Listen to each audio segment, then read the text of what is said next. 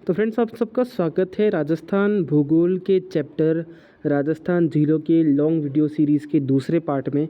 इसका पहला part channel पर अपलोडेड है, आप डिस्क्रिप्शन में दिए गए लिंक से जाकर के चेकआउट कर सकते हैं। बाकी वीडियोस और शॉर्ट्स सीरीज़ भी चल रही है इस चैनल पर, फॉलो कीजिए।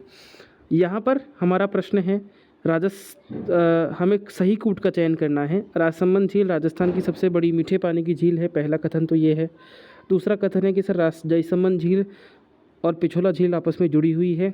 तीसरा कथन है कि सर जयसमंद झील में बाबा का भाखड़ा नामक एक टापू है। और चौथा कथन है कि सर नक्की झील जो है क्रेटर झील है। इन सवालों को सबसे पहले अपन जो है इन कथनों को ब्रेक डाउन करते हैं। पहला कथन जो है बिल्कुल गलत है। पहला कथन जो है बिल्कुल गलत है, क्योंकि इसका जो सही उत्तर है वो है जयसमंद झील। राजस्थान की सबसे बड़ी मीठी झील जो है वो जयसमंद झील है। और जयसमंद झील जो है वो उदयपुर में स्थित है।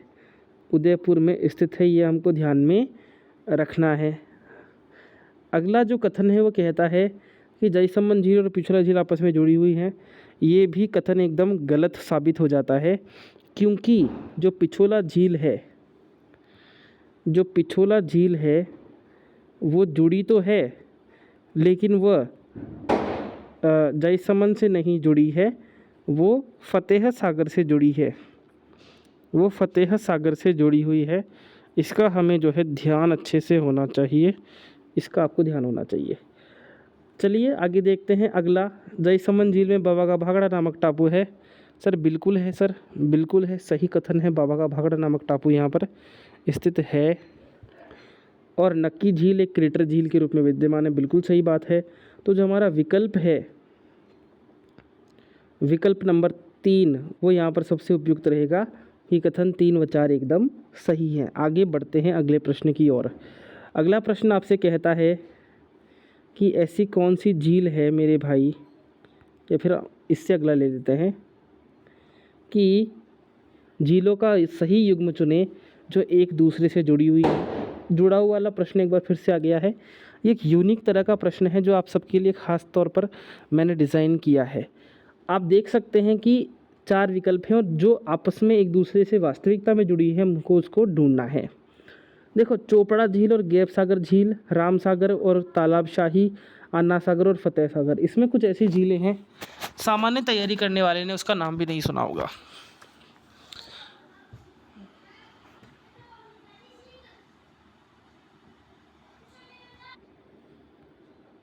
इसका जो सही उत्तर होगा वो होगा sir option number C, Foy Sagar और अन्ना सागर जो है आपस में जुड़ी हुई है।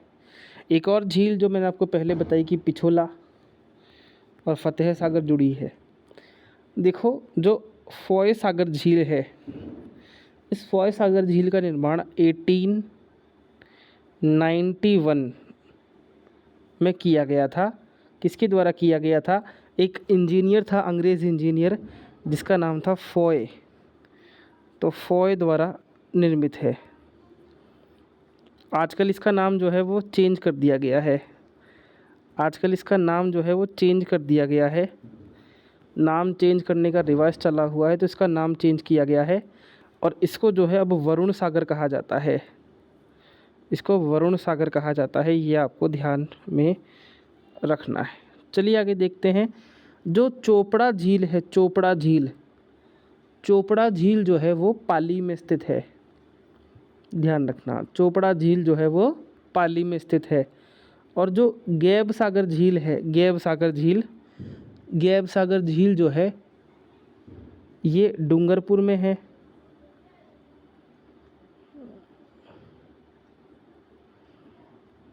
डूंगरपुर में है।